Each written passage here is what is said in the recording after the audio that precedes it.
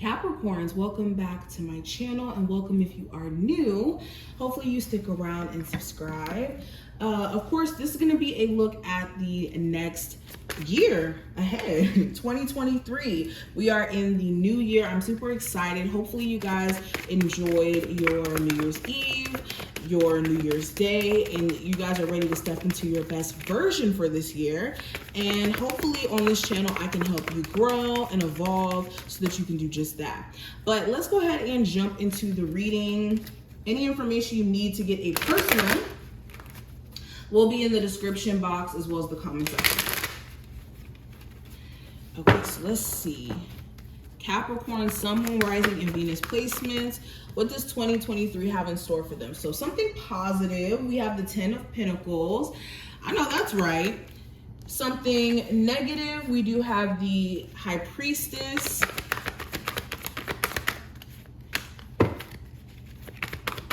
Goal to strive for in 2023. We have the Knight of Pentacles. Lesson for 2023. The lesson overall. I'm going to take this one. We have the Crown of Swords. Area of self-growth. We have the Seven of Pentacles. Relationships in 2023. For Capricorns. We have the Knight of Swords. Career, we have the Nine of Cups. Health, the Queen of Swords. Spirituality, we have the Eight of Swords. And overall energy, I have the Five of Wands. And where you're at now, we have the Three of Pentacles. Okay.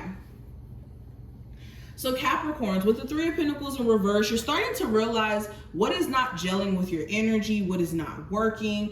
You can even have certain friends, certain people who you felt like were your support system that start to kind of like either become questionable to you, or you don't really feel like you're as supported. Maybe like for your birthday, you were expecting more people to reach out, or you were expecting certain people to, you know, show up to like an event you were throwing. It's just like you're kind of questioning who's in your corner, who's not. Also with the Three of Pentacles in reverse, like just in general, anything that you have found yourself like working diligently and doing all that you can and almost exhausting yourself to a point of just no return, it's going to start to feel like it's too forced, and you could find yourself just not really trying as hard. You could also be wanting to cut back on certain expenses, especially if it's eating up your money. Maybe you're deciding to, you know, stop spending money on this in particular, or, you know, be more cautious about that.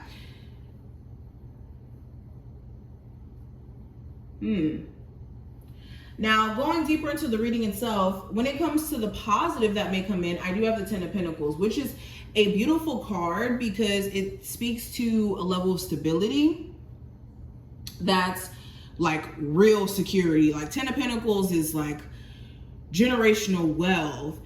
Ten of Pentacles is the energy of like a solid foundation. So something positive, you could acquire a home, a new home this year. You could finally start a family if you've been wanting to manifest kids.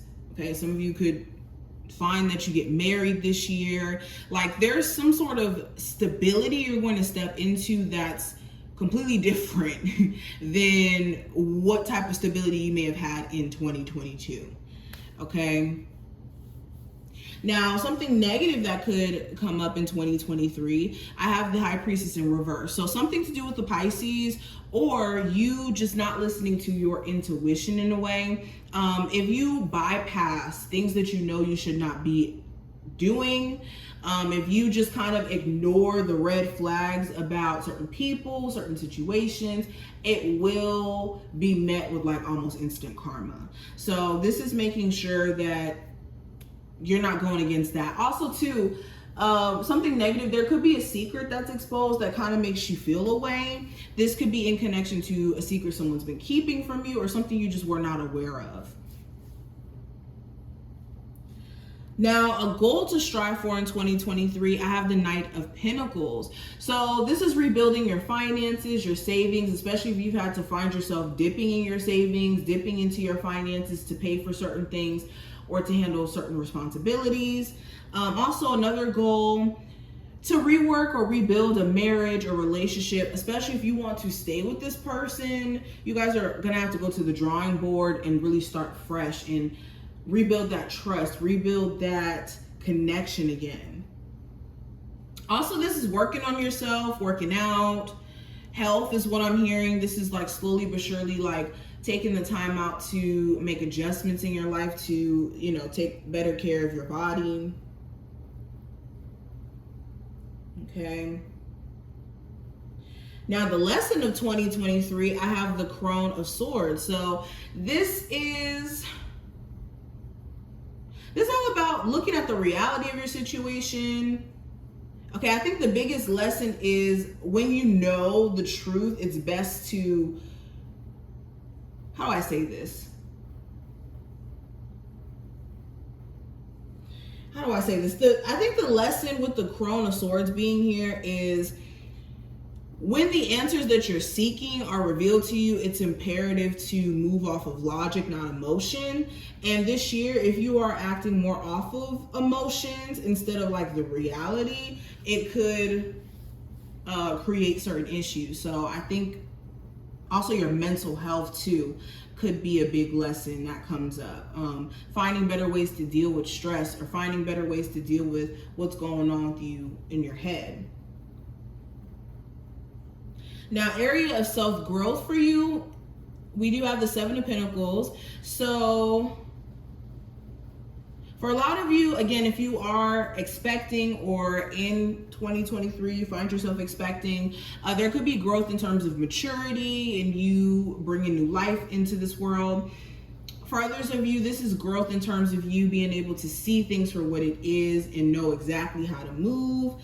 So you could be a little bit more decisive in 2023 and also taking more of the mature route, considering all the facts.